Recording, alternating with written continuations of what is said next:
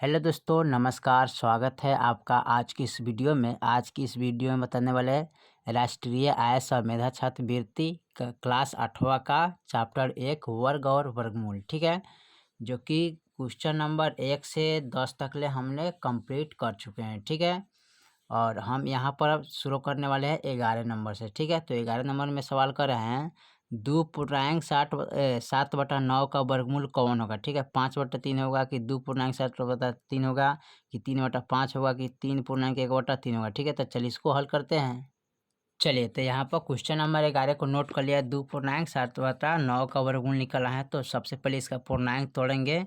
तो 9 दूनी 18, 18 7 कितना होता है, 18 19 20 21 22 23 24 25, यानी कि 25/9, यानी कि रूट अंडर, यानी कि रूट के अंदर। ठीक है, और देखिए 25 का वर्गमूल कितना आता है, 5, यानी कि 5×25, और 9 का वर्गमूल कितना आता है, 3, यानी कि 5/3 इसका आंसर हो जाएगा। ठीक है, चलिए क्वेश्चन नंबर हम 12 को देखते हैं। 12 में क्या कर रहा है, चलिए क्वेश्चन नंबर 12 में कर रहा है निम्नलिखित में से 0.2 का वर्ग कौन होगा। ठीक है, यानी कि 0.4 होगा कि 0.04 होगा कि 4 होगा कि सीधे 0.004 होगा। ठीक है, चलिए इसको हल करते हैं। चलिए, तो यहाँ पर 12 नंबर सवाल को लिख लिया। 0.2 का वर्गमूल निकालना है। ठीक है, तो कैसे निकालेंगे, तो सबसे वर्ग निकालना है। ठीक है, वर्गमूल नहीं निकालेंगे। ठीक है, यहाँ सीधी कह रहा है वर्ग निकालने के लिए क्या करना है, वर्ग।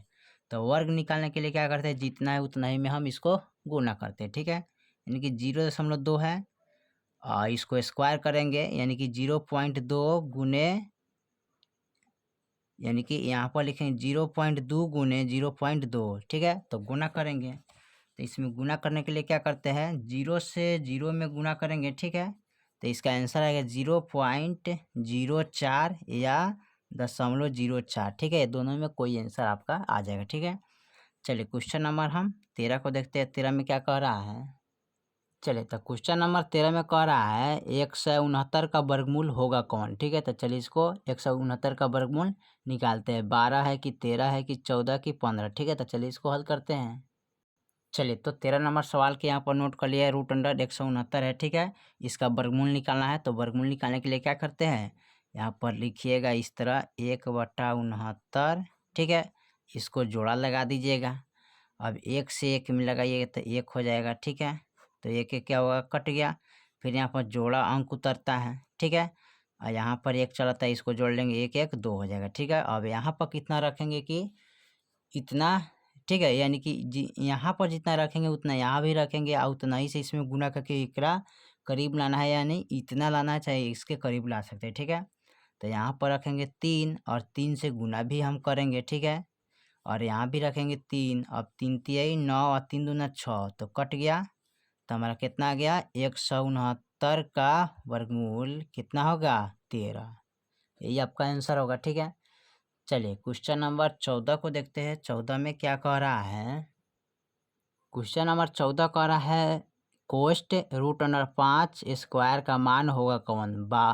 5×2 यानी कि 5 के पावर 2 की 1/5 के पावर 2 की 25 या 5 होगा। ठीक है, चलिए इसको हल कर लेते हैं।